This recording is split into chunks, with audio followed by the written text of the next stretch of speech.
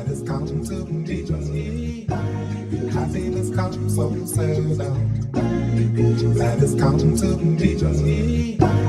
Happiness comes so seldom. That has come to me. Running fast to the end of my life. Jesus saved me in time. Happiness comes so seldom. That has come to me. Happiness comes so seldom. That has come to me. Happiness comes so seldom. That has come to me. Running fast for the edge of my life. Jesus saved me in time. Happiness comes so seldom. That has come to me. Happiness comes so seldom. That has come to me. Happiness comes so seldom. That has come to me. Running fast for the edge of my life. Jesus saved me in time. Happiness comes so seldom. That has come to me. Happiness comes so seldom. That has come to me. Happiness comes so seldom. That has come to me. Running fast for the edge of my life. Jesus saved me in time.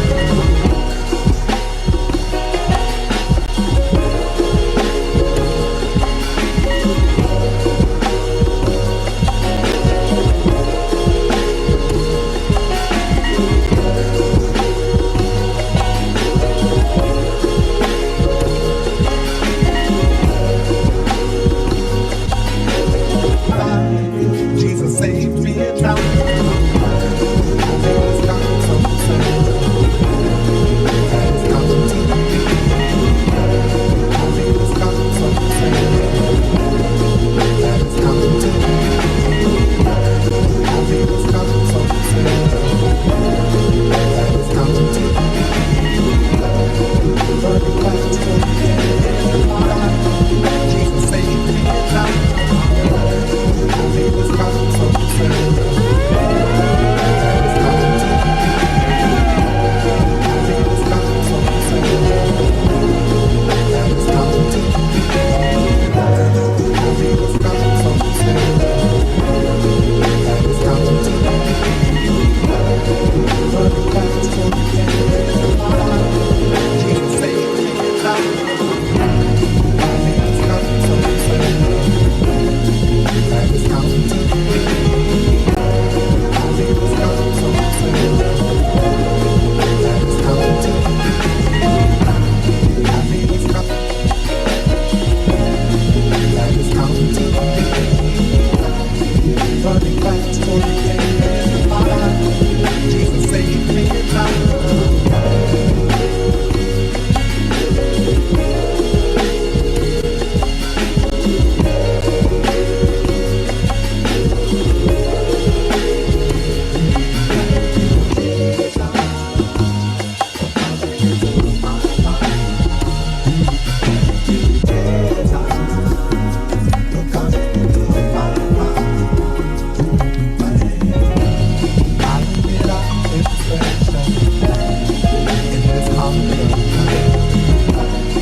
Running fast for the edge of my life. Jesus saved me in time. Happiness comes so seldom. That has come to me. It is here in the Father's kingdom. It was there for me. You took me in. And you washed away my sins. You washed away my sins.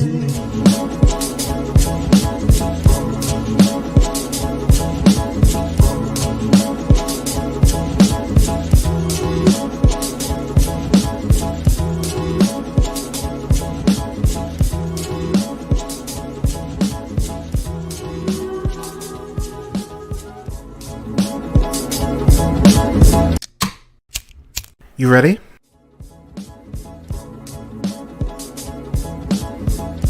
You're listening to the Real Pineapple Podcast Network.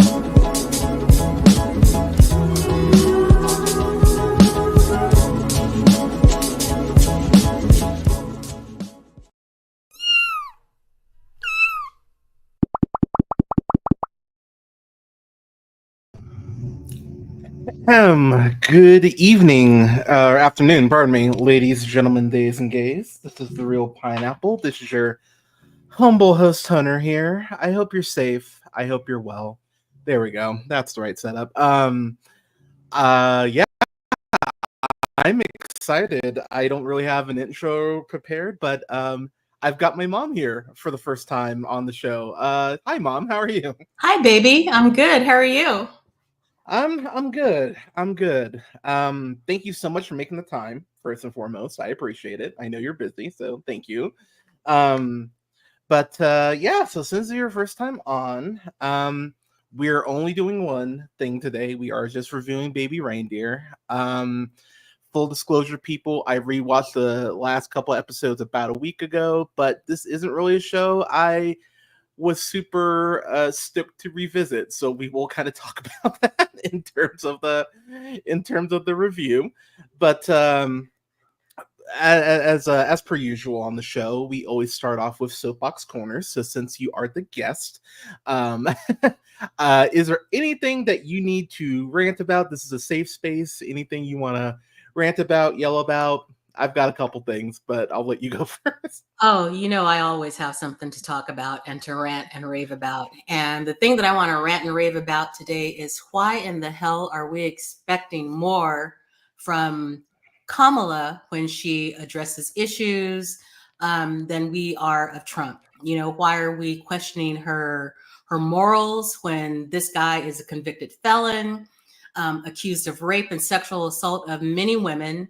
A known racist, where the people want to believe that or not. It's so true. But we are expecting more of her again. And we kind of know why. Not only is she a woman, but the intersectionality of her being a Black woman and just our whole entire nation dealing with a patriarchal society. We talk about women being the weaker sex, at least the patriarchy does, right? But then Yep. when it comes to something like this, individuals want to nail her for being educated. They want to nail her for being in an interracial marriage, but they say nothing about the fact that every single individual that this man has married has been the result of an affair. He's cheated on every single wife that he's ever been with. He has, I can only describe it as icky comments about his daughter. Um, and, I mean, it amazes me. It amazes me. The man obviously cannot complete a full sentence. He avoids the issues. He is more interested in throwing her under the bus, and his last statement last week that he made, I saw a clip where he said, do you want the Black woman or do you want the white guy? Oh, I think they want the white guy. Wow. If we're talking about racial divide in this country and who is driving that, I think you have no further to look than the man that is running for president in the upcoming election. That's my rant. So I'm always real with all y'all, the audience. Hand to God, the first thing I was gonna rant about was how Kamala Harris has had to be close to perfect to even have a chance versus Trump. Who, so look, y'all, I've talked about on the podcast before with Swifties and Barbs and all those other female fan bases that I've argued with, where the the all men feel like this shit is just exhausting. I think it's very um, uh, gatekeeperish.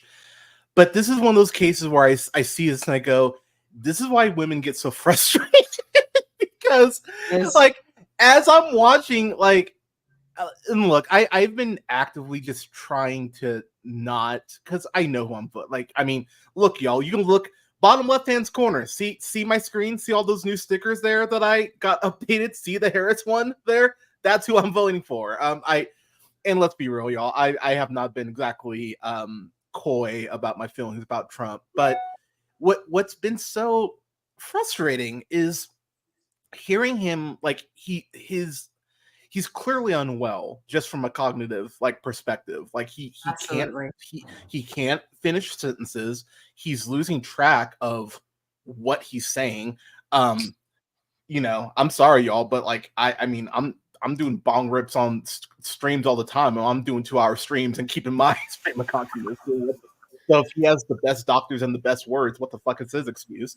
But Kamala has had to be, how do I put this? Kamala's had to be aggressive, but not too aggressive because then she'll come across as bitchy. She's had to be strong, but not appear weak. Like the balancing act she's had to strike has been insane. And look, y'all, I believe in people. I believe Kamala Harris is going to win, um, with every fiber of my being. But y'all, I'm going to be honest. The fact that this man is even eligible to run is insane to me. Me Like, too. you know, if you're a convicted felon, like, you know, you can't, like, you're not allowed to vote. So why the hell is he allowed to? So why is he allowed to? Like, I don't understand. In certain states, as a convicted felon, you just to be clear, you can. But I agree with all the other things that you're saying, honey, and it amazes me. The other thing that I just wanted to point out is the exclusivity of the platform that so many in the Republican Party are running on, and it's Christianity, not taking into account that not everyone in this country is a Christian. Not everyone in this country believes in God. So all those individuals who are also saying we don't want to be like an Arab country to where the government just controls everything that we say and do. It's one religion. Isn't that exactly what they're trying to do right now? Yeah. In running on the platforms that they're running on, assuming that everyone in this country needs to adhere to Christian morals and values, this Judeo-Christian mindset that not everyone shares. So there you go again. You're talking out of both sides of your mouth, right? You expect Americans to be free, yet you want to instill and dominate them with what you consider to be a predominant religious culture. Yeah. But I think the thing, and you know, I've talked about this on the pod before. One of the reasons I don't go to church anymore is because that line between a Trumper and what's supposed to be a Christian, that line's non-existent now. And I don't really feel like dealing with that shit and having people go like, oh, how dare you vote for, you know, Kamala or whatever. It's like, no, like one of the most basic Bible verses, when, you know, God is asked, like, if you could boil the Bible down to, you know, one thing, what would it be? You know, it's to love your neighbor. And the way I've heard Trump and people talk about minorities as tokens, like as a checklist, like literally like as a checklist, like, oh, look at my black friend there. And what they were just saying about Puerto Rico, it's like, how do y'all, you know, I look, y'all, I'm just gonna be honest. Like, I don't understand how people are undecided at this point, because I don't think it's even like a contest. Like Kamala, look, do I agree with everything Kamala said? No, absolutely not. But this is a man who is telling you, and this is one of the things that my mom and my dad have both said when I was growing up. When people show you who they are, believe them. And he is actively talked about how I'm going to go for the enemy within, which is a very Nazi, like a very Nazi term. The fact that he says that he'll only be a dictator on day one. I guess the question I would ask y'all who are thinking about voting for Trump or are undecided is, name one dictator that was only dictator for a day. There haven't been any. There hasn't been one. It's a ruse. It's an absolute ruse. And at some point, people, like, look, I mean, the internet is one of the greatest tools that we have. And I understand that, you know, Fox News is probably telling you that I don't know what the playbook is, like, that, you know, I don't know what they're saying over. I typically subject myself to an hour of Fox News each week. In this election cycle, I can't do it. I'm just like, I know what y'all are gonna say. You're gonna say something about Kamala being black, and if she were to wear a tan suit, that would be the headline. You were running for a month, just like you did for Obama. And yeah, at this point, y'all, come on. Like, it really shouldn't be a question of who you're voting for. And look, again, I understand. Like, again, I don't agree with everything that Kamala said, but when you have an actual dictator versus someone who actually wants to preserve the democracy, should be a pretty simple vote. So per usual, next week I will only have my one review next week, which will be oh my gosh, I'm just totally blanking now. Will be the sequel to the documentary film Unfit: The Psychology of Donald Trump. I will have my review for the sequel to that, which is actually going to be called Untruth, which is the psychology of Trumpism. You can actually rent that on VOD now.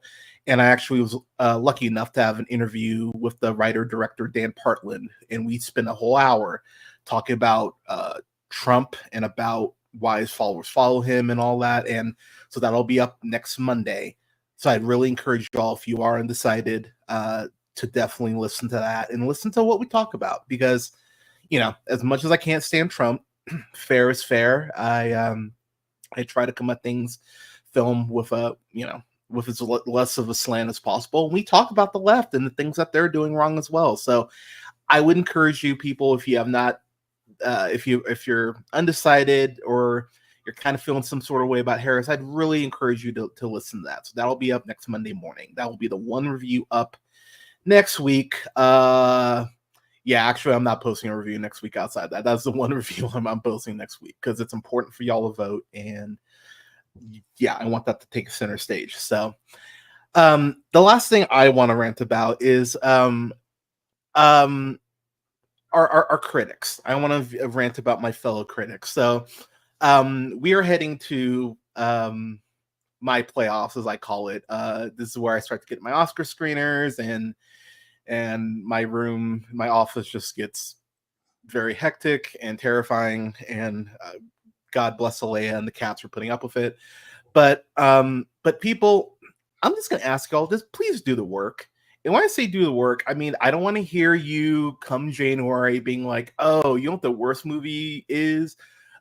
Venom. Like, you saw nothing this year. If that's your number one least favorite film, like, I've been out in the trenches watching Tyler Perry shit. Like, put in some of the work that I've been doing. Like, I don't want to hear that your number one least favorite film is Madam Web because you only saw 20 films last year. It's like, no, if you're gonna call yourself a critic and you're gonna put in the work, put in the fucking work. Put in the same amount of work that you would for your best of, which I know is the more fun list, as you would for your worst of. Because I already have that Reagan movie that I have to watch, and trust me, there's no part of me that wants to watch that shit. But I know,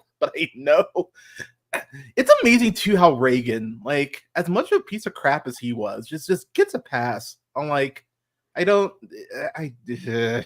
a whole other, I'll save that rant for another show. But anyways, but yeah, that's anything else you wanted to rant about, or do you feel better? I feel better. You feel Thank better. you. Good. No, that's why we do this every time to start the show. All right, let me take a sip of my coffee here.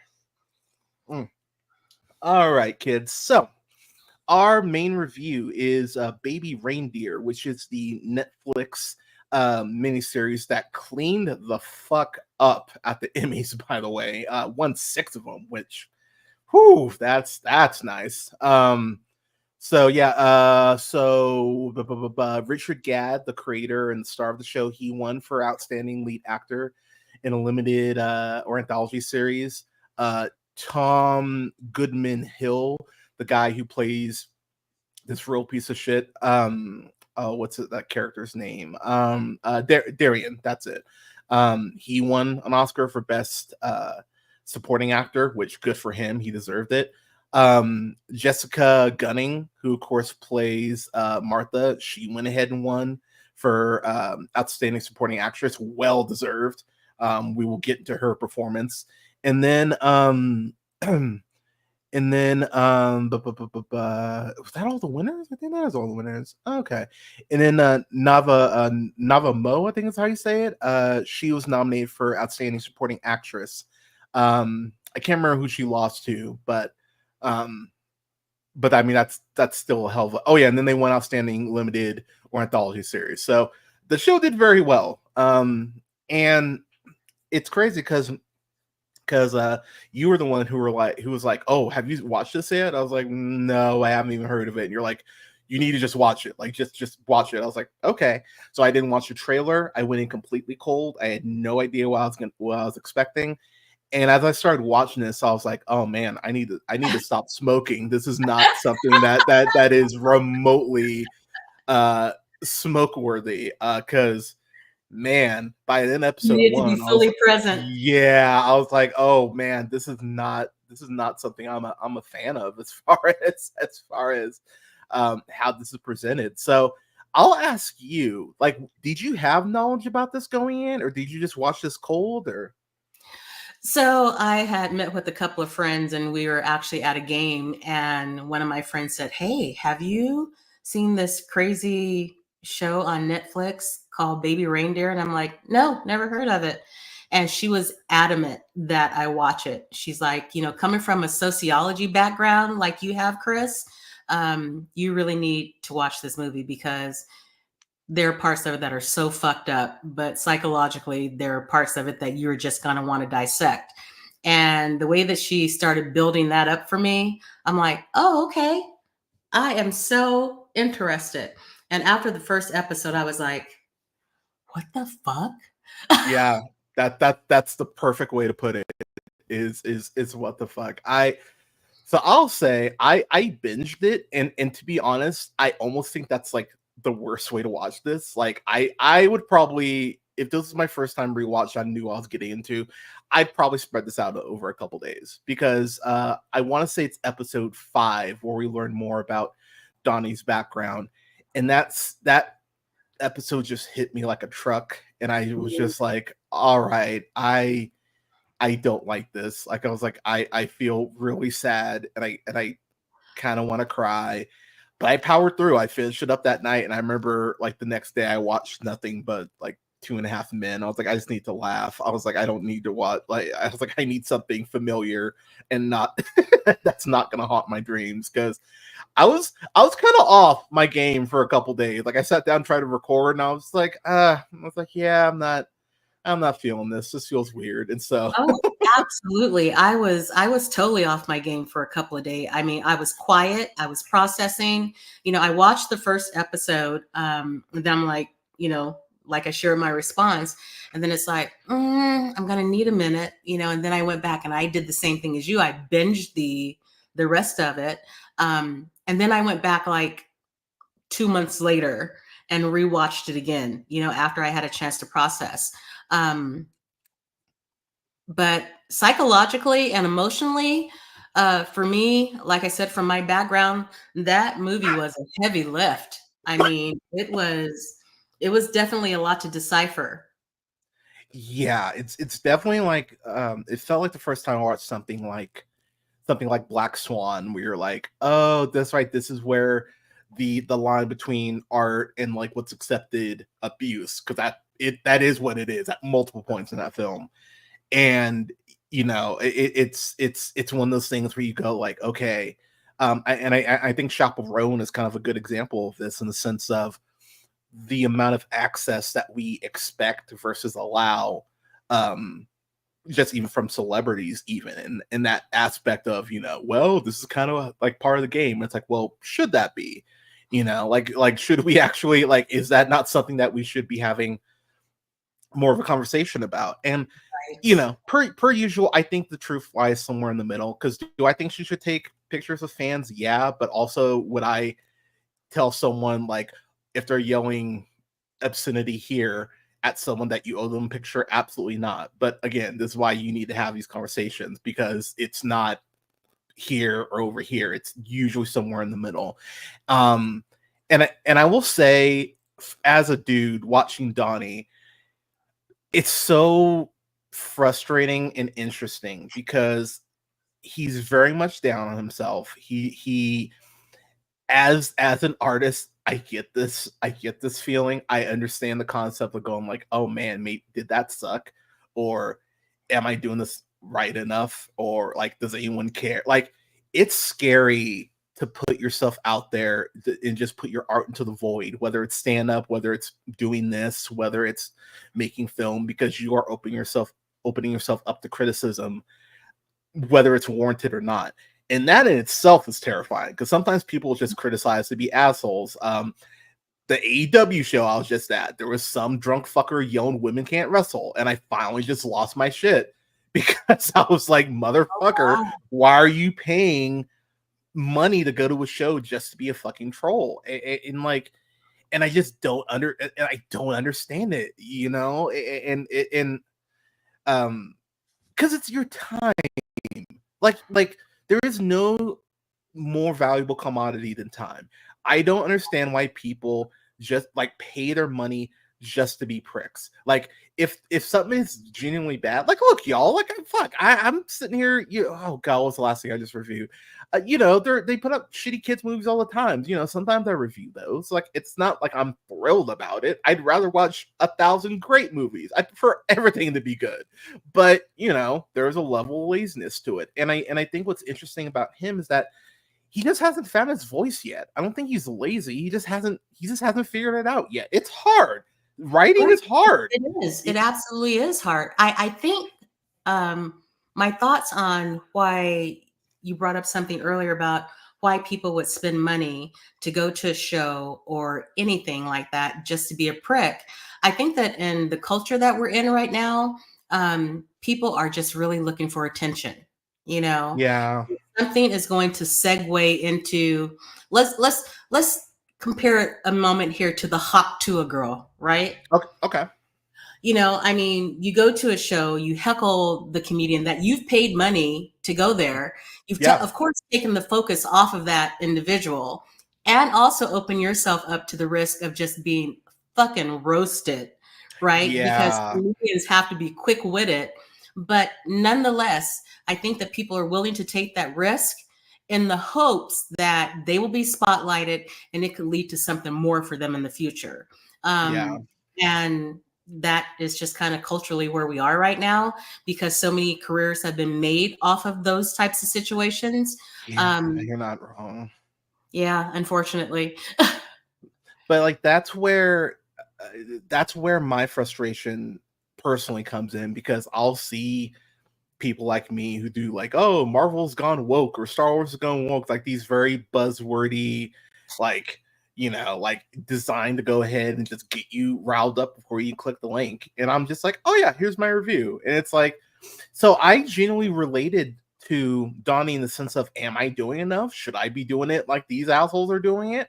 And it's a really, honestly, terrifying conversation to have internally, because you're like, should I be doing it like this? Should I be a piece of shit? And at the end of the day, that's where your moral compass, artistically kind of kicks in. I myself, I don't do shit like that because I think it's just gross personally.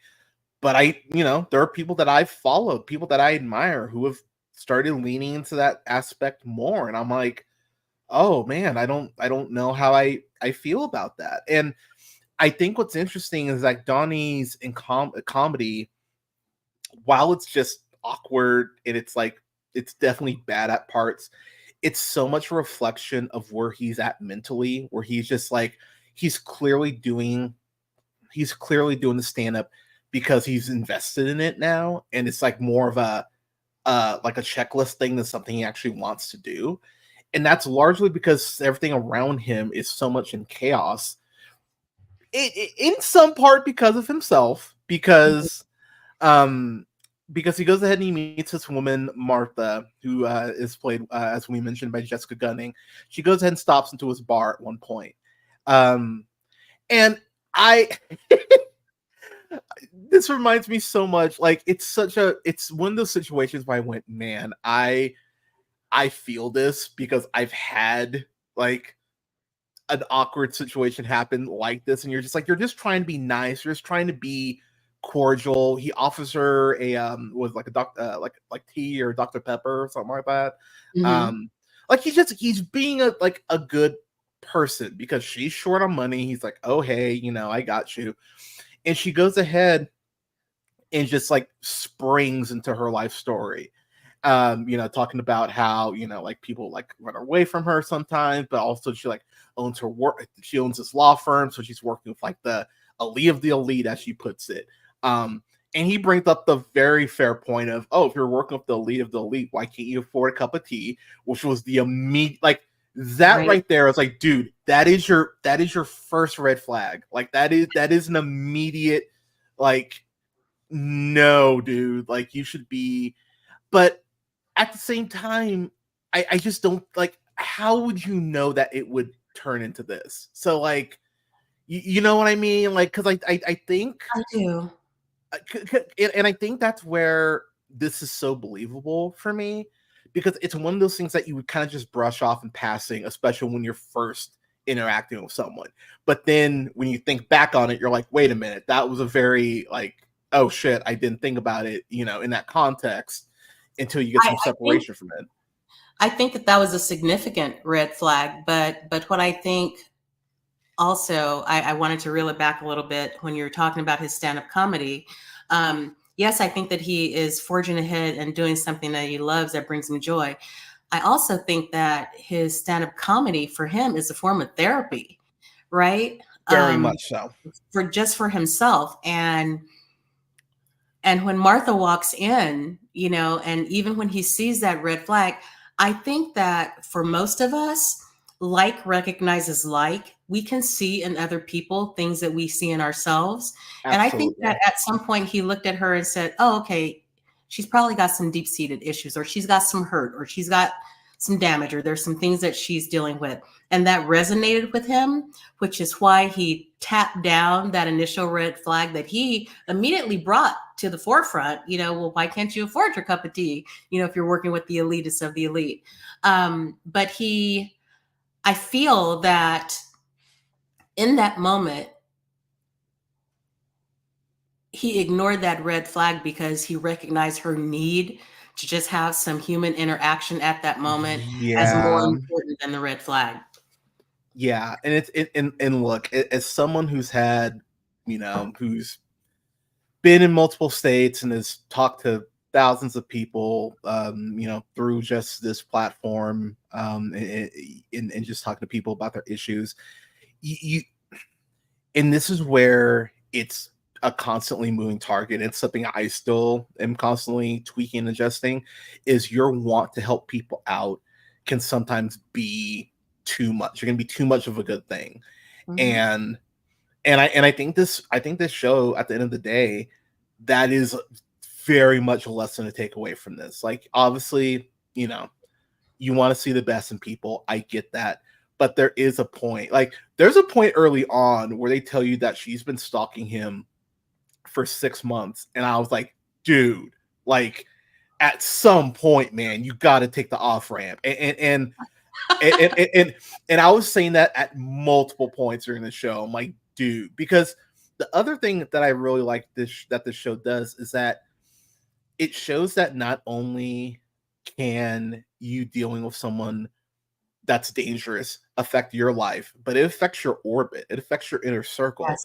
And that's where it really, I was like, this is something that's really not talked about enough, how the butterfly effect, how it can fuck things up around you. And there's this point, and I think this is kind of where I went, all right, this is no longer like not funny, haha, but like this is officially dangerous territory, is when Donnie is at this bar. I think it's at he's on a date with Terry, who's played by Navamao, who is a trans actress. And so I do want to talk about this, because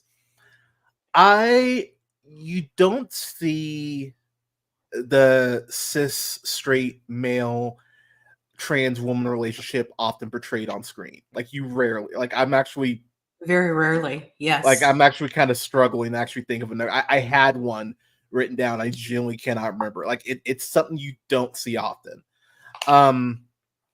And I really appreciate that the show talks about the shame that he's feeling attached to dating a trans woman. I've talked about on the show myself. I don't, I personally wouldn't date a trans woman. Probably pre-op I wouldn't, but at the same time, I saw this one. I was like, okay, she's clearly trans. She's fucking gorgeous, though. I was like, first off, she's gorgeous. Two, she cares about him so much. As fucked up as he is, she Right. clearly has, like, I don't want to say section up, but she clearly has this clear care and love for him and sees him in a way that no one else sees him, in a non-toxic way. That's the key, because and she sees him in a way that he doesn't even see himself, but in a way that I think that he is hoping to,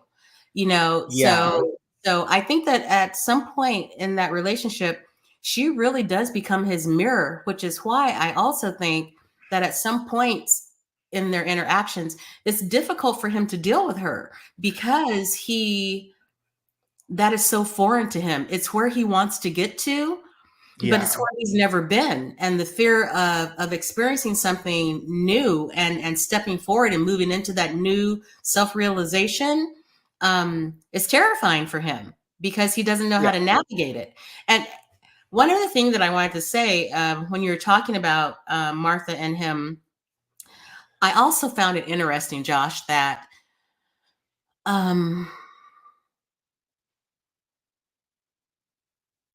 that usually in society, the way that we have been conditioned and socially constructed, that usually it is individuals of the female persuasion that will tap down and negate their red flags and their, oh, wait a minute moments. It's usually women that do that because we don't want to offend anyone. We've been conditioned, right? It's the same thing that would make a woman get into an elevator with a guy that makes the hair on the back of her neck stand up. But because she's thinking, I don't want to hurt this person's feelings, she enters into this dangerous situation to the detriment of her own safety.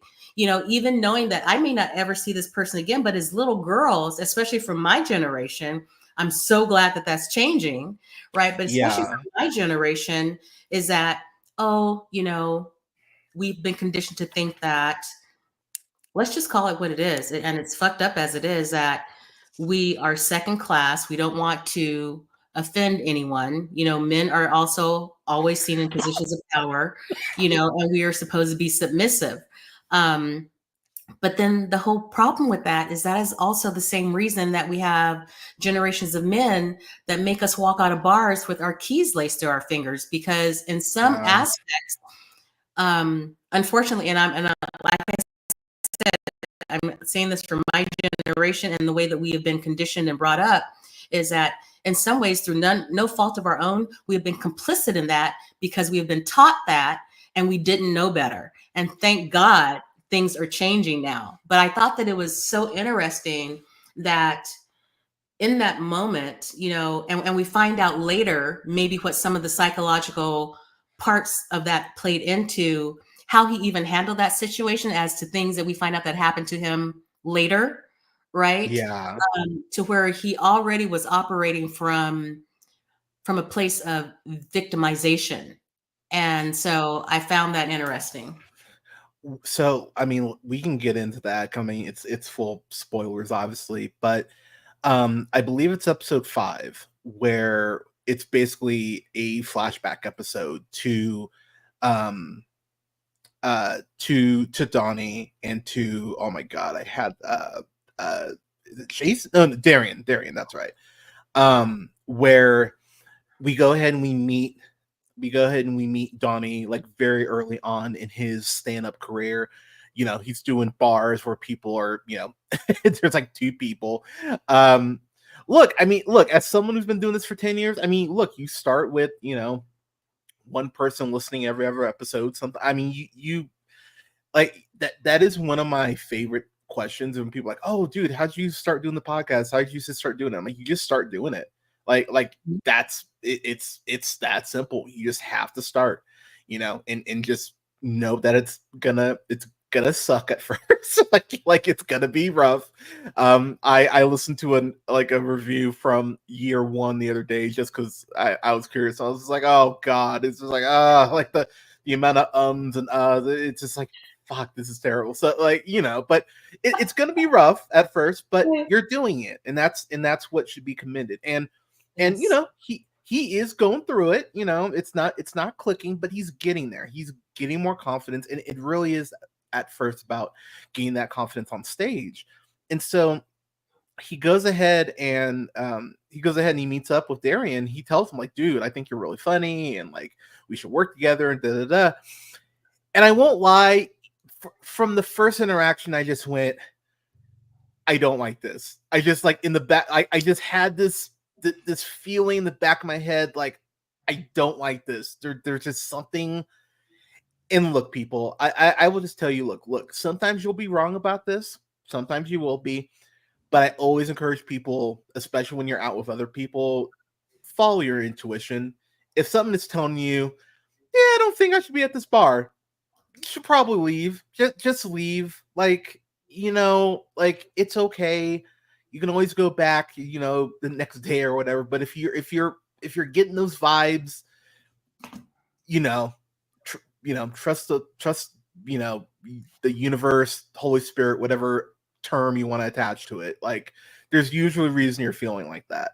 And what's so unfortunate is like it's like watching a Jack in the Box being turned, because like you just see it. You just see these little things that Darian is doing that it's just like, oh, that's weird, and oh, that's sus.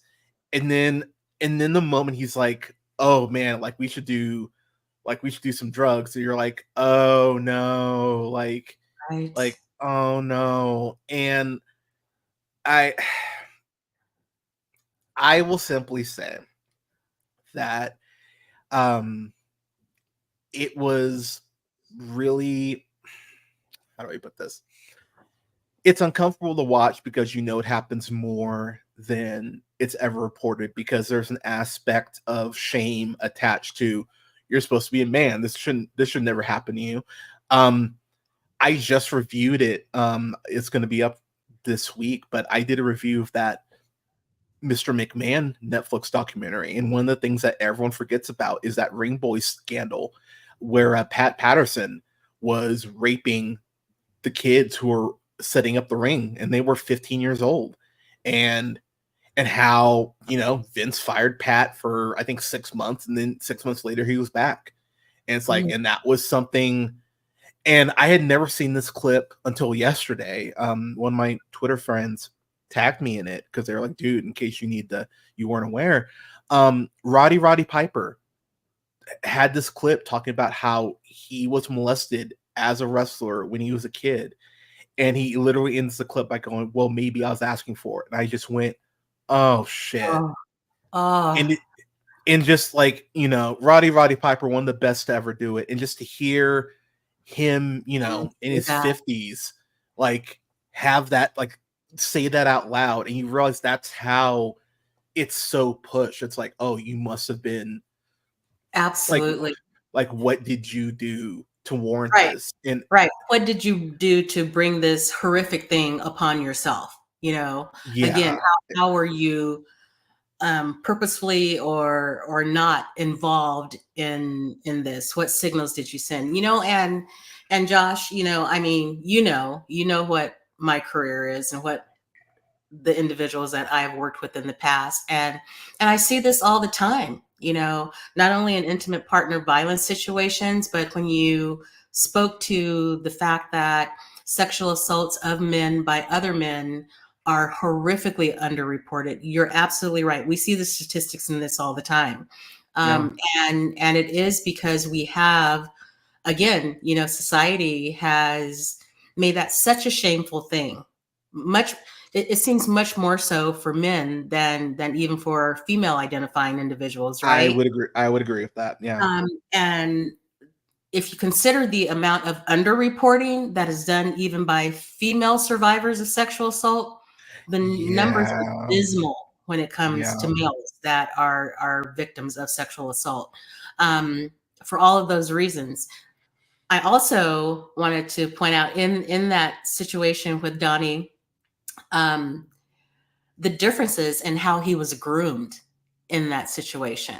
You know, it took a much longer time, and we have seen, you know, consistently and statistically how often when it sometimes comes to sexual assault of women, it is an immediate thing.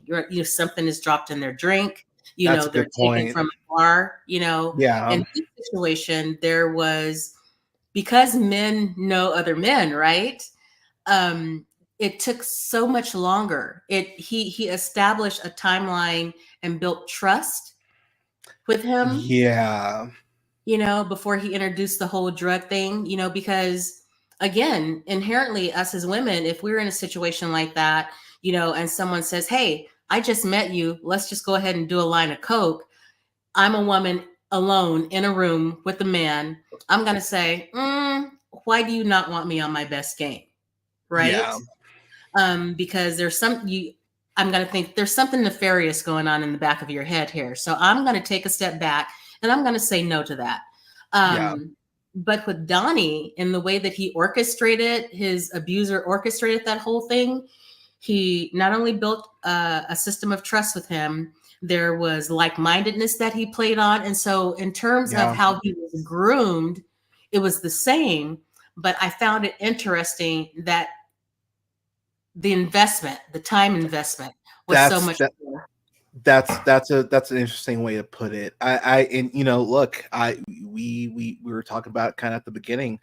That's another reason why, with the church, it's like, Spotlight, that film exists and it talks about all of the sexual assault that's happened throughout churches for decades, and Yes. how, it's become just a shrug sort of thing. Like it's like school shootings. It's like, oh, it's just the way it is. It's like, it doesn't have to be though. Like, we could hold people accountable and actually change this very gross part of our culture that, it really is amazing that we're shutting down drag shows left and right, but oh man, like, you can still let kids go to church on Sunday and just be like, no, they're fine. Like, it's people, come on.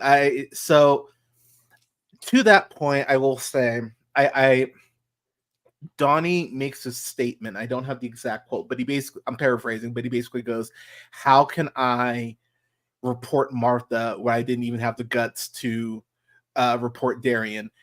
And when you hear it out loud, you go, "God damn it!" Like, it's flawed as fuck logic, but it makes sense weirdly. Like when I heard it, that's why I got so mad, because I went, "God damn it, dude! You're wrong. Like, you're so fucking wrong." But Right. that logic with what you've gone through tracks, and I understand, because it's very much that abuser mentality of, what did I do wrong to not warrant their favor? And Mhm. it's one of those loops that once you get trapped in it, you really do need someone outside of, like, Yes. to tell you, like, this is fucked up and Mhm. actually, like, you need to stop. But the problem is, and I think very intentionally, Donnie knows what he's doing is it's fucked up. He knows the situation is fucked up, so he wants to push away anyone who could potentially let him know how wrong he is. Right. Because I'm gonna again, kind of going back to the whole, men are bad thing. I won't lie. I was so on Terry's side, in the sense of, she hung in the cut way longer than I thought she would, and even I was just like, "Girl, like, Oh, I yes. like, as your if one of my trans friends asked me, I'd be like, "Look, as your straight cis male friend, I would have left 3 months ago." like I would have just cut bait. But Yeah. but that's where you can tell she fucking like, so I think the scene, and I think there are multiple scenes that would be a candidate for this, but the scene for me that kind of made me go, like, all right, pipe down, we're not, no more of this, is when Donnie and Terry are having like a drink, or they're having dinner, Oh. and Martha shows up, and Oh. and as soon as you see her, you're just like, "Oh no!" Like, there's just like you see it, and you can already hear it playing out in your head, because you're like, this Yeah. can't end well. Like, Yes. and the way that Martha attacks her is so, not a term I use. It's so like, it's so vile. It's very much hate crime. Like, it's so hate Yes. crime nature. in the way, Yeah, and I don't think enough people have made that point, honestly, that's such a because great like point, Josh. That's such a great um point. because what she's yelling at her is very much hate crime shit. Like Yes. it's like it's Orlando nightclub shit. Like it is vile what she's saying to her, and you're like, oh no. And so Yes. it exposes the fact that Martha, let's be real. If she was if Donnie was hanging out with someone that Martha perceived as a woman, I think she would still be going nuts, but she would not have all that commentary that she would be saying, No, like she said no, about Terry. no, And so, absolutely not. She wouldn't have gone in like she did. She wouldn't have. exactly. And it was a psychological, in my opinion, I think that it was not only a psychological mind fuck for Terry, but it was for Donnie as well, because she was bringing out things that was making him question why he was even in a relationship and what that meant Yeah. about him and what that said about him, right? It Yeah. made him even further question everything that was going on in his life and the decisions that he was making, who he was attracted to, where that stemmed from, right? I mean, Yeah. so she really did derail a whole That's a lot of perfect shit. that's a perfect word for it. And I'll say too, the way and I got shot Navamao here, the way that she looks up at Donnie after Martha was like tearing her hair out and shit, it's oh my god, like just the like it's amazing how much she's able to convey in just a look. Mm-hmm. And you just feel her just being like, where were you at? Like you could have literally like gotten security the moment she basically got to her table, which is what he should have done in the first Exactly what he should have done, because yeah. I mean, immediately, number one, she's stalking him, Yeah, right? yeah, exactly. And that in and of itself is terrifying.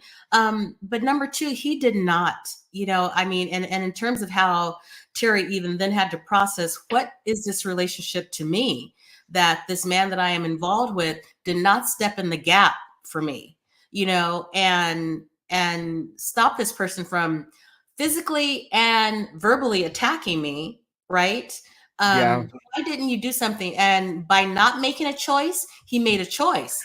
And I think that that was yeah, something that Terry recognized. That look that you talked about that she gave him, in that moment, she realized you made a conscientious choice by not doing anything. yeah. Um, and I'll say too, it's almost like Donnie, and I don't want to use that term, so I'm trying to think of a better way to put it. He knows what he's doing is fucked, and there is just this point where I'm like, dude, like you're gonna get yourself killed, like, and there and I'm a pretty empathetic person, but there's even a point for me where I'm like, dude, my empathy is just it's on E right now for you, because there's this point where she's like chasing him, and it's like at night too, which fuck that, by the way. By the way, people, and this is something that like I think Gen Zs are gonna be better about this, but it's like, especially if you're around the opposite sex, give people like 5 feet if you can, if you're on the sidewalk, like so that people don't perceive that you're following them, because like I know myself, if I'm trying to get to my Uber or something like that, and I feel like someone's watching, you know what I mean, where it's like, okay, you need to get like it's kind of like when you're in line and someone's like here and you're like, there's like 3 feet back, you can like Right. If you like, can feel their breath on the back of your neck, they're probably exactly. a little too close. If you can feel the spray from a sneeze, they're probably a little too close. And Yeah, also, exactly. I think there's another part of that that we, really do need to bring out, that I think is important for anyone, especially now. And I think that it's going to be even more important after the election, is that people really need to be aware of situational awareness. You really Yeah, do need to understand and notice what is going on around you. And again, like I mentioned earlier, you don't owe anybody anything. You don't no, you owe, don't. at your own expense, making anybody else comfortable, by not saying, oh, I'm going to move to the other side of the street, especially as a woman, right? Yeah, Um, or as a person of color, even, it's usually dare I say, the white women that are clutching their purse when they see, a person of color walking down the street. I think that we are living in a climate, not to get political, but to get political, to where as people of color, we also have to be aware of our situational awareness, because of just the mindset of society right now. Just wanted to throw that out there.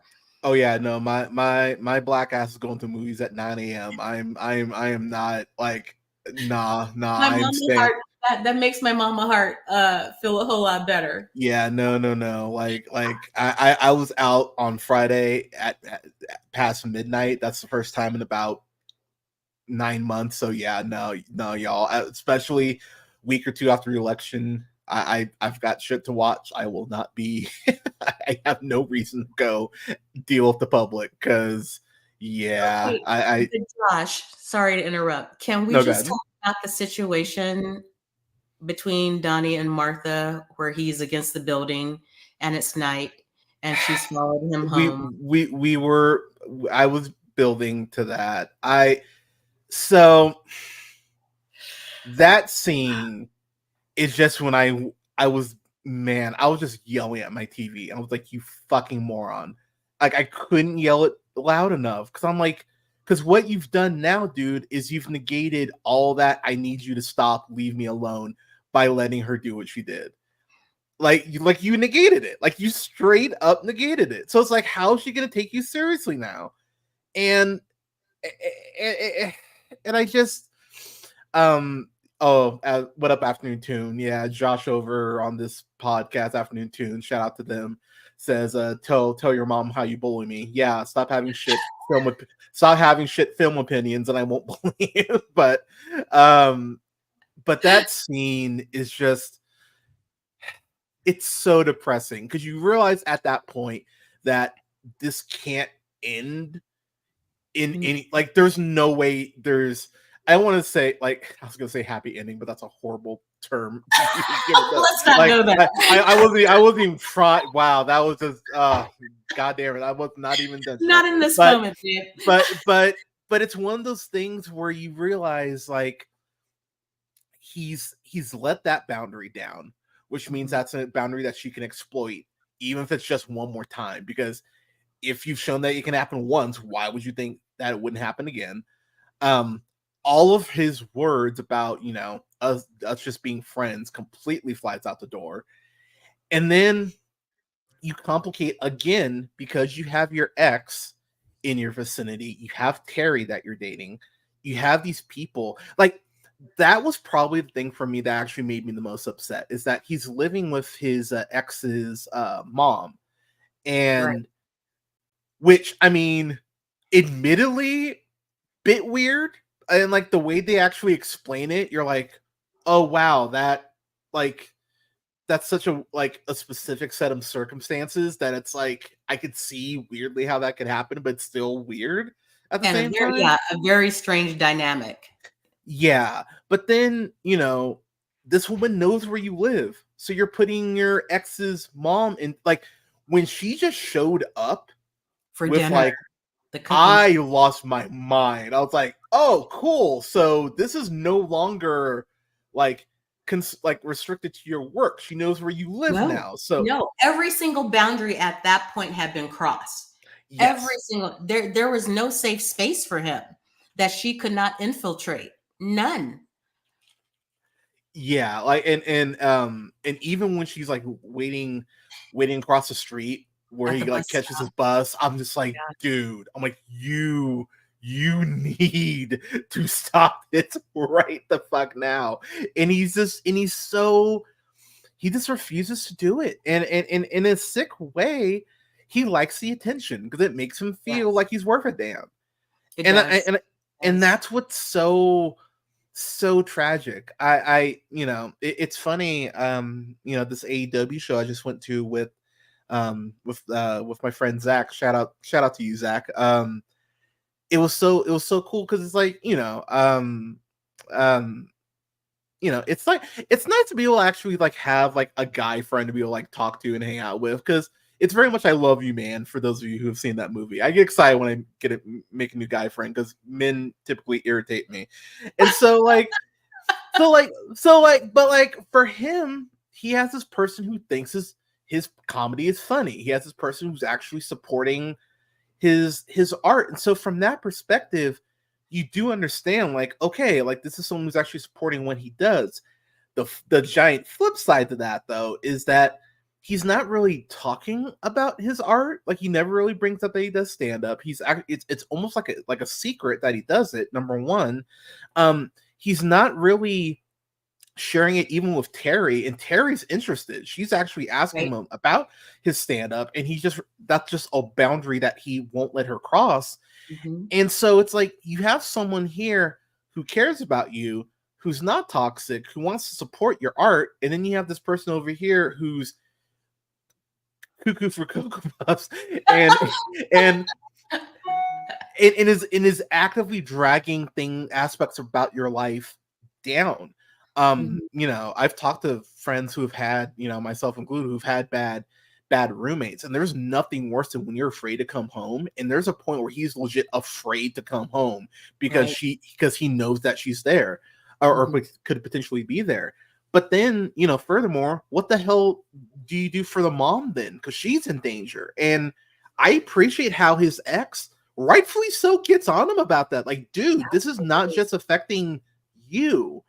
And I think that was the thing that was so frustrating is anytime I wanted to feel sympathy for Donnie, he just makes these selfish ass decisions where it's like, okay, she's clearly telling you she will push any boundary that you have, and that people who actively know you are in danger. Once she contacted his parents, I was like, dude, like, there is no, like, this is not funny anymore. Like, you need to straight up be like worried and yeah, concerned. I mean, because that is a level of psychopathy that just far exceeds any normal boundary, right? absolutely. I mean, and to your point, I absolutely 110% agree with you about his selfishness and maybe his desire that any attention is attention. Yeah, Right. kind of like there is no bad press. It's all Right, exactly. And to the detriment of not only himself, but like you said, those that are in his circle and in his sphere, right? Um, so I found it very interesting that as a result of all of that and all the things that she had done, you know, the being across the street, the showing up to dinner at his ex's mom's house, what she did was she blatantly let him know that there was no place that he could be safe, right? And that yeah.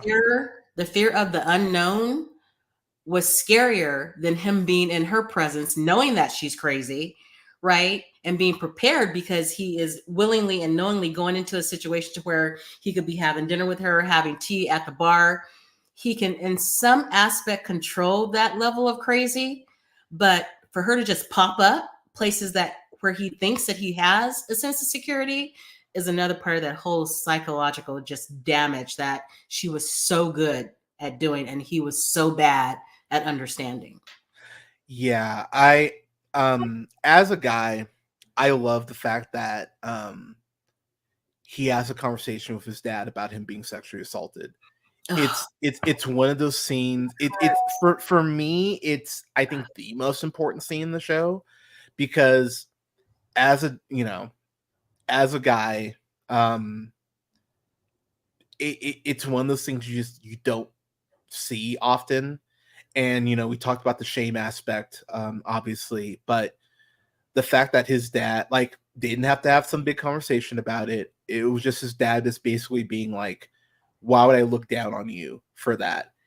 And it was one of those things where I actually had to pause and actually, like, cry, because sometimes you don't need some big spiel or anything. Sometimes you just need to know that it's going to be okay, and that it is okay, and that you're worth a damn.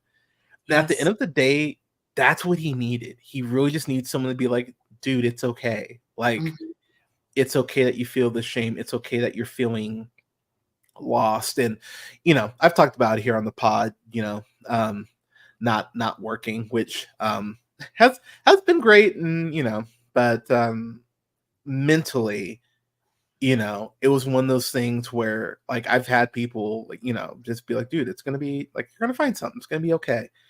And sometimes that's all you need. Sometimes you just need to hear that. And I think because of the shame attached, um, you can only hold shit in for so long. Mm, Like whether no matter what it is, at some point it will manifest in yes, something, hopefully yes, good, but often not. And so, when he just loses it during his stand-up set, which is episode 6, I believe, where he just has this like the last 15 minutes of the episode is basically him just doing this monologue where he talks about, you know, not being okay and failing at stand up and being a failure as a person. And it's one of those things where um it's weirdly like George Carlin-esque. Like it's very soul bearing in that way.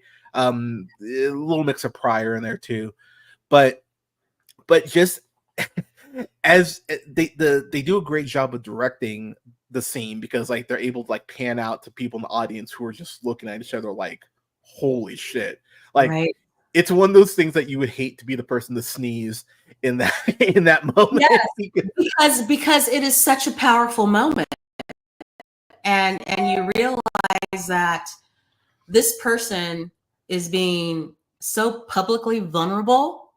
You know, I mean, and I just wanted to also say the way that his father disclosed his own abuse Yeah, was like you said, it didn't need to be this big, hey, let's sit down, son, and let me tell you a story moment. It was simply that, yes, I get it. I understand. And why would I think less of you? Would you think less of me? You know, and I think that that is yeah, exactly what he said, you it know. is. Yeah, And but also in that moment, I think that you also understand, and this is what I took away from that as a partner, his mom and the way that she doted on Donnie, you know, because I'm sure that her and her husband had conversations about that, about his absolutely. own abuse, right? And her knowing that it could happen, right? And knowing that in Yeah, some way there was something going on with her son, you know. But I think that she also probably figured out that just like I've had to hold space for my husband in dealing with the things that he has dealt with as a result of his own sexual abuse, I am going to do my best as a mom, right, to elevate and uplift and encourage my son and all of these things because I see shame and guilt. I may not know where it's coming from, but it feels very yeah, familiar. yeah. And I like I really appreciate the fact that his parents, because you know it's so wild. It took me back to um took me back to the Shield where Mm, David Aceveda has to perform oral sex on those gangbangers because they have a gun to his head, and the way right. his wife reacts about like, oh, I thought you were a man, and just completely isn't there for him in Yeah. that moment. And you know, and how as much of a badass as Aceveda is, like he literally breaks down and says, I was just thinking about getting home to you and the girls, and she like won't even touch him, won't even hug him, and you're just like, holy shit, you're a monster. It's Yeah. like like your partner needs you more so than ever before in this moment. They were literally Hmm. a gun pull away from dying and not being home. And Right. the way that she reacts, you're like, wow. Wow. And Yeah. and honestly, as a dude, there was that part of me that was like, oh no, is he gonna be just like, is it gonna be, you know, like a really shit parent right here and not be there? And you go, oh no, he gets it because he's experienced this. And it's like, oh my god. And it's crazy. It's one of those moments where you just go, wow, okay. And it's sad. It's sad as hell that they've both gone through it.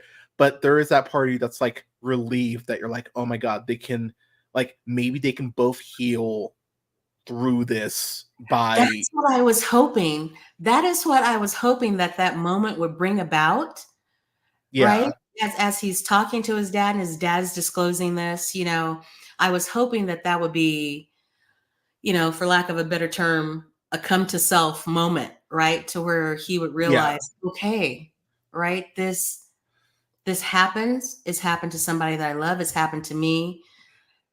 Okay, how can I move forward from this point? But then as we see later, you know, when he goes back and puts himself in that same situation, or potentially that same situation, was just mind-boggling to me. So that is where we can jump to that. I think that's where, and even the Richard Gaddis said that he did that intentionally to have I people read like go that. like, did he? Which I'm not gonna lie,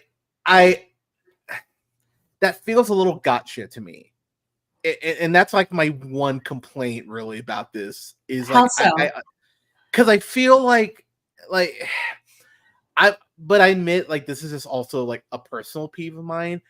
I don't really like open-ended endings. I do feel like it's a bit of a cop out. Now, there are obviously exceptions to the rule, but it's like you had, almost 8 hours to tell the story, and then you kind of go like, "Oh, well, did he?" Like, because abuse is such a core discussion point of the series. I do think it hurts it a little bit by having it be open-ended. I personally wasn't a But it's interesting that it was also open-ended because you could draw conclusions on either way, right?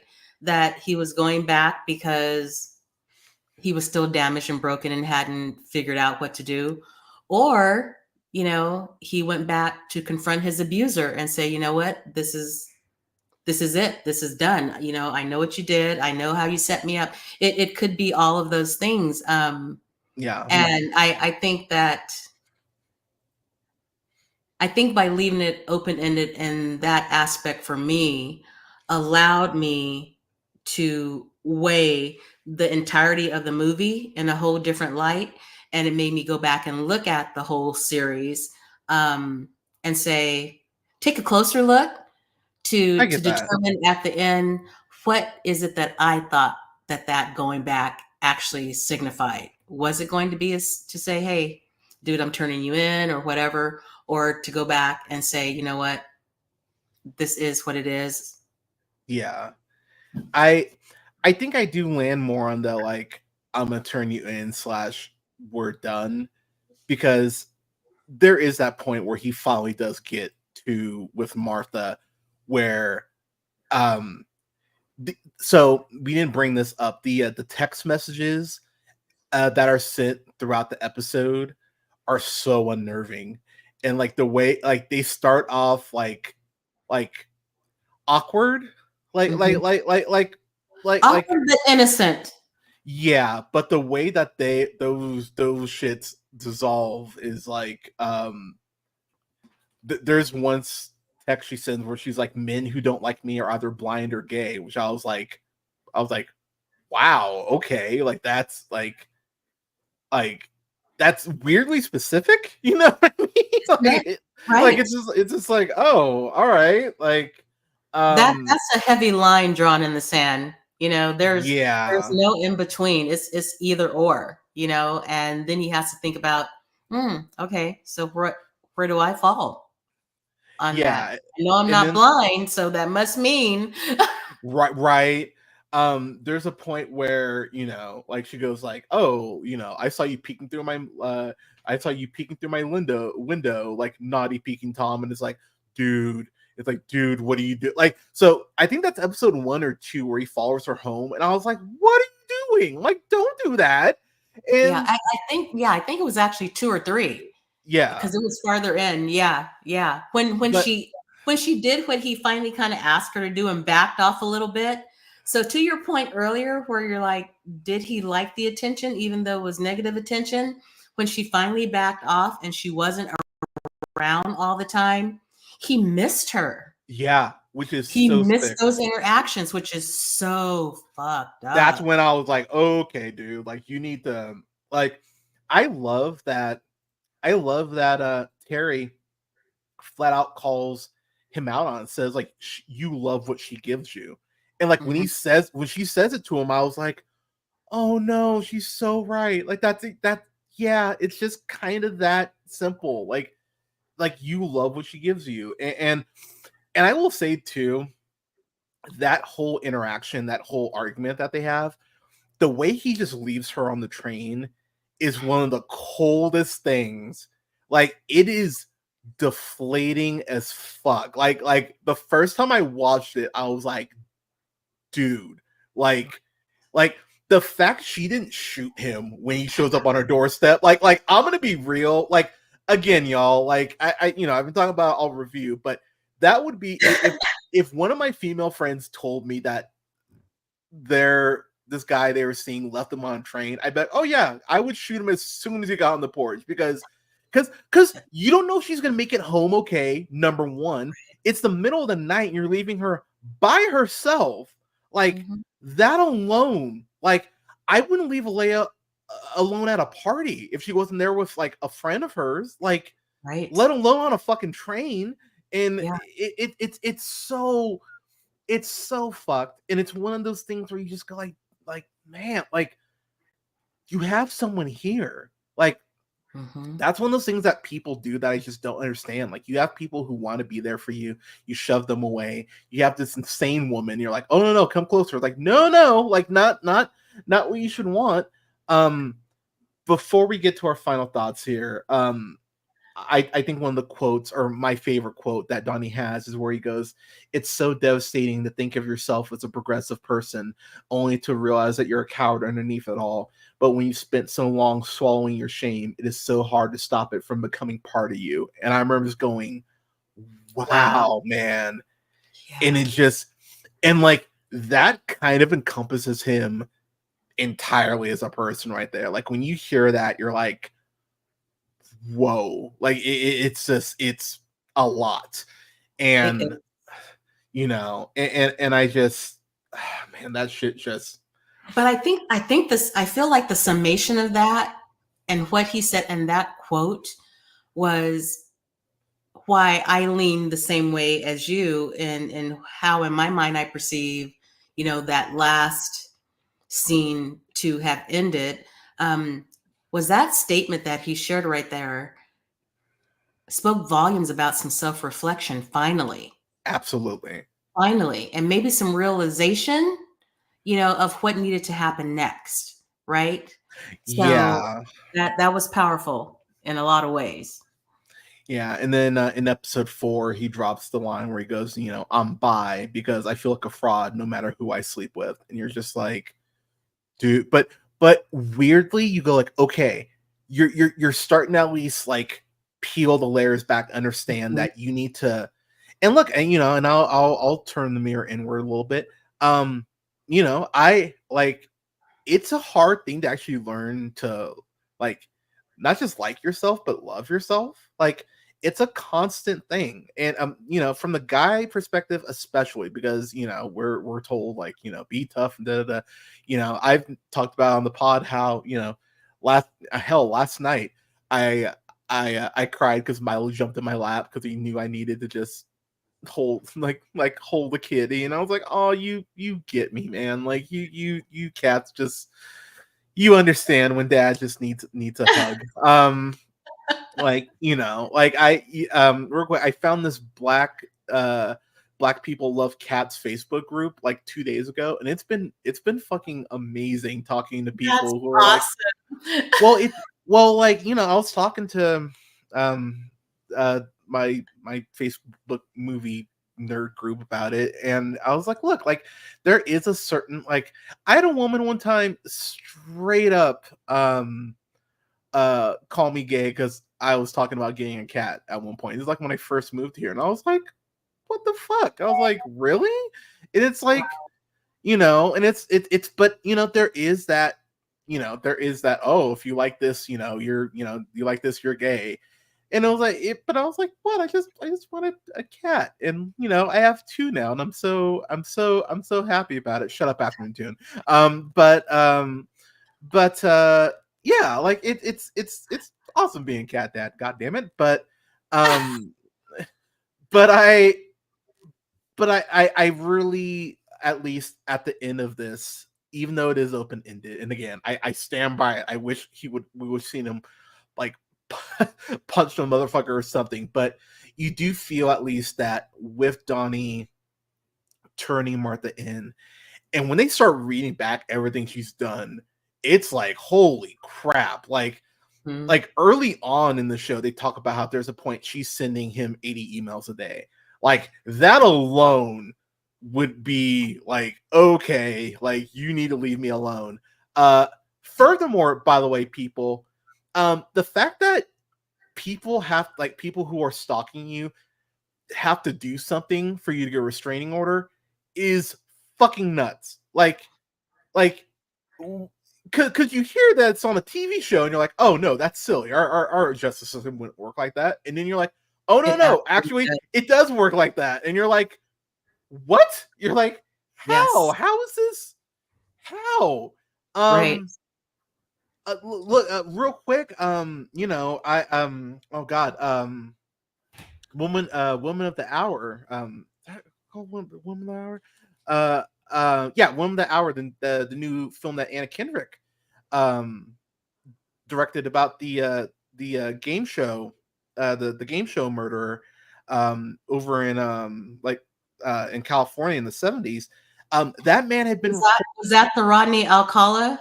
I think so. The dating game killer? Yeah, good job. Yeah. Okay. The fact that he had been reported to law enforcement 50 times and no one took the shit seriously, and the rumor that he killed at least 100 women, people, like, come on now, like, take this shit seriously. Yeah, it's crazy how that kind of parallels this. By the way, watch Woman of the Hour if you have not yet. Review will be up tomorrow for that. But getting to final thoughts and grades here. This falls into like that Promising Young Woman, like 12 Years a Slave quadrant of films where I'm like, you should watch this, but it's gonna be one of those things I just never watch again. Like your knowledge will be better for watching this, and this will lead to great discussion. But this isn't Bob's Burgers. This won't be on the background for me, like while I'm cooking or anything. Right. I felt the same way after I watched John Q. It's like one and done. Yeah, that's fair. It's one of those things that, like, I would put this in the same area as something like Jessica Jones or something like The Last House on the Left, where it's like, if you've experienced SA or you're squeamish towards it, I would just say be aware of that before you watch this, because there are my threshold for shit's really high, and even I at points was like, oh, okay, like this is pushing my lines, so I would just be aware of that going into this. And that I am such a psychological thriller junkie, and like, yeah, that's the thing. I love that. You and I have had so many discussions about that, but this was a tough watch for me. And in full transparency, being the survivor of SA, it was a tough watch for me. And from a therapist's point of view, it was a tough thing for me to watch, and my experience with survivors, not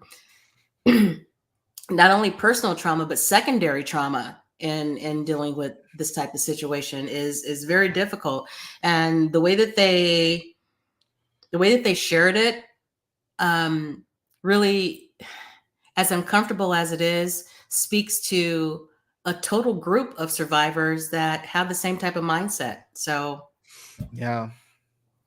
But this is one of those things that I would definitely say you should watch once. Like, it's so crazy how Netflix, between like this and Jessica Jones and like BoJack Horseman, has actually been like very great at talking about sexual, like it's very wild that Netflix has been like very good about that through three of the best shows they've produced. As far as a grade, I mean, on principle, I kind of have to give it a fan-fucking-tastic because it is one of the best things I've seen in the last year. but it is just like it does have that caveat of like this will upset you. like it's Yeah. gonna make you upset, but y'all, like this has been my mantra and I've been saying it all year. Like, not everything that you watch is supposed to make you happy. Not everything that you watch Exactly. not everything that you watch is supposed to make you feel good. That's why documentaries exist. Like you know, sometimes you're just there to watch something to learn and to actually have stuff that's going to warrant discussion. And you Yes. know, and that does both in spades. My suggestion, I would spread this out over a couple days. It's I believe it's 7 or 8 episodes. I would agree with that. Just give yourself a chance to process, Yeah, because there's a lot in these episodes that you're gonna need to sit with. So yeah. So it's 7 episodes. So yeah, I would say that you probably after episode 5 you're gonna need to you're gonna need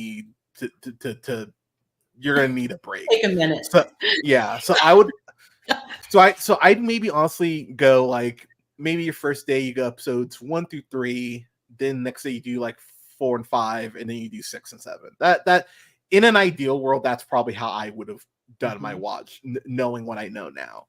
But yeah, this is an absolutely a fan fucking tastic. It's so weird this came out earlier this year. It feels like forever ago, but yeah, this is. Oh, Yeah. this shit's rough to watch, but I remember y'all our need to watch initial it. conversation after you had finally watched it, and you know what? You called and you're like, "Mom," and then there was silence for like 45 seconds as I'm Yeah, because sitting there going, "Mm-hmm, mm-hmm, yep." Told you, you're like, "Mom."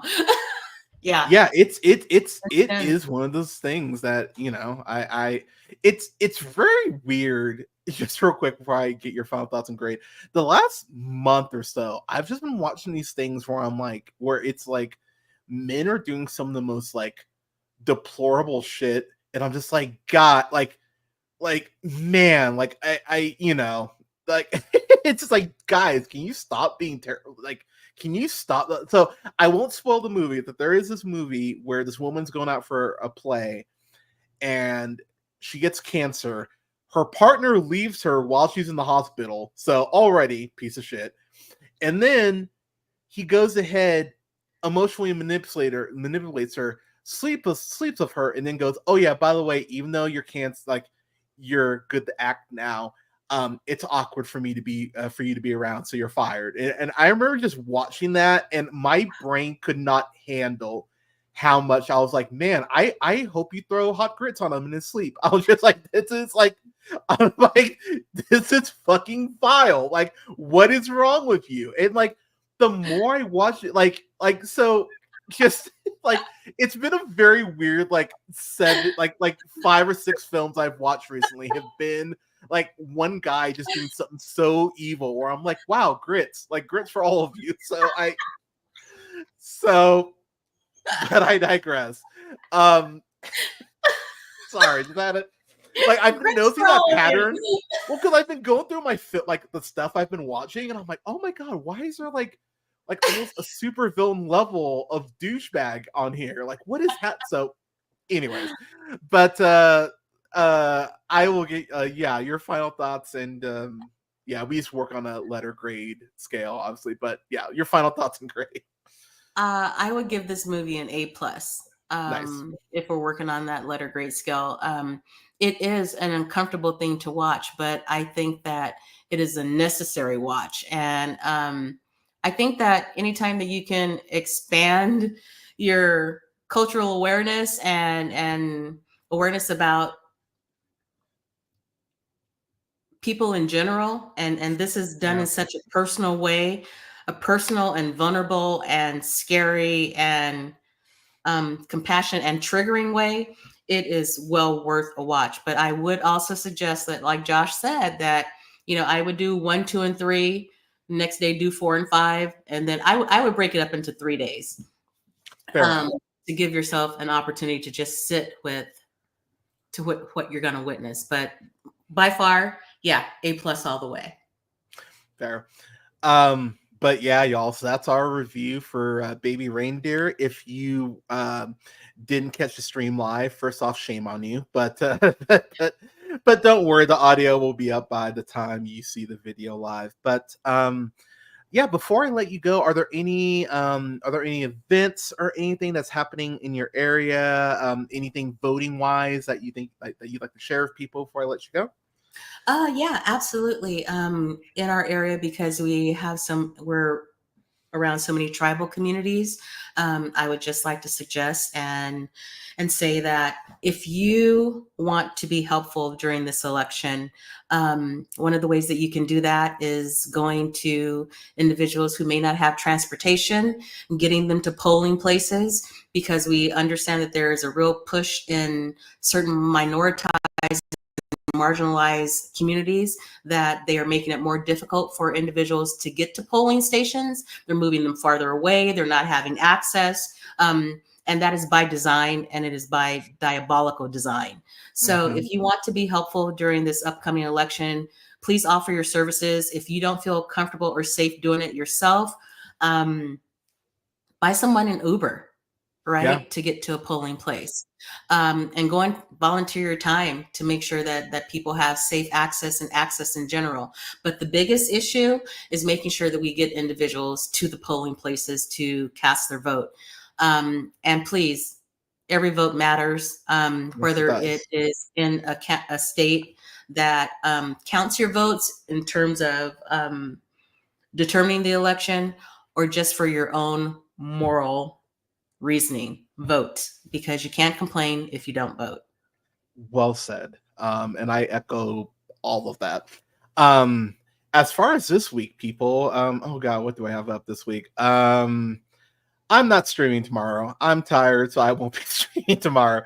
I will be streaming on Tuesday. Yeah, wait, it's Halloween on Thursday? What? Halloween's Thursday. It's Thursday? Wow, what did I think it was when? Oh, because I got why I got myself confused. Okay, so I'm gonna be streaming on Wednesday, and I'm gonna be streaming on Thursday. We'll be doing our AEW watch along on Wednesday, and then Thursday I will be reviewing Agatha all along, since that is the only Marvel thing running right now, and I will have a whole breakdown on where they're going moving forward, or where I think they're going moving forward, because nerd, I'm already working on theories, because brain.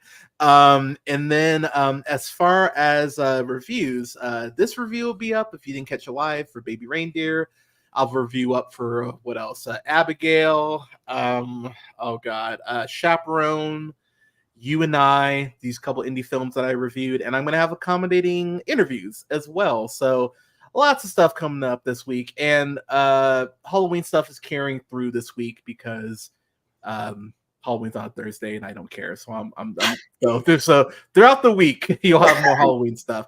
But yeah, y'all. Before I let you go, to echo everything that Chris said, seriously, please go out and vote. You cannot complain if you do not vote. I will be dropping off my mail-in ballot on Tuesday. Yeah, I will be doing it on Tuesday because I'm taking no chances. I like to give it like a week out, so I will be filling out my ballot tomorrow. I might mail tomorrow. I'll be out, so probably mail that tomorrow. But yes, everyone, please make sure, please make sure that you vote. Your voice matters, no matter what.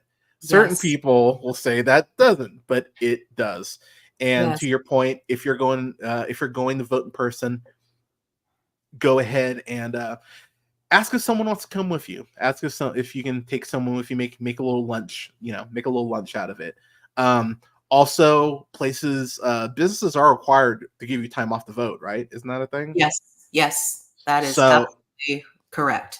So y'all, if take advantage of that, take the couple hours, get yourself some breakfast, go vote, and then, or leave work early and go ahead and do it. But like, make sure you do it too. Furthermore, if you are going to do mail-in ballot, please make sure you try to get that in as soon as possible, so it gives it a good amount of time, and track that shit too. So in case it gets lost, you can go ahead and vote in person.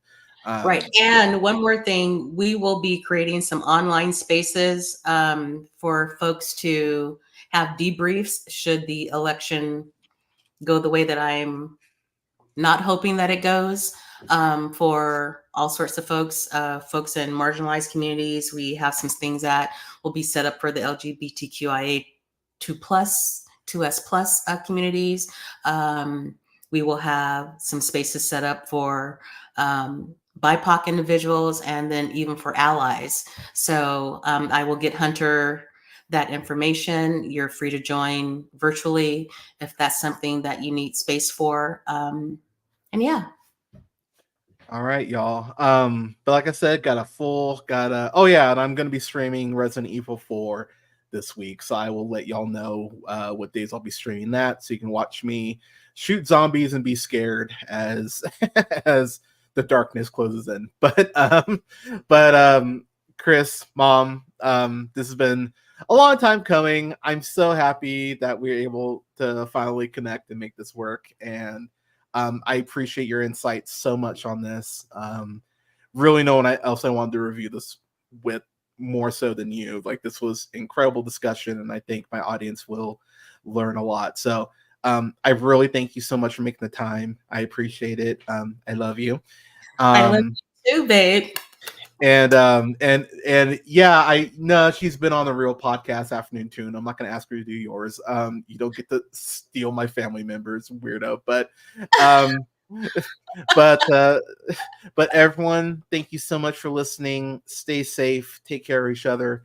Give someone a hug. Give someone a compliment. I know this is a lot. I know everything feels heavy right now, but just know that if you're doing your part, we're going to be all right. To quote Kendrick Lamar. But yeah, stay safe. Give someone a hug. Give someone a compliment. And never forget, as always, to keep it real.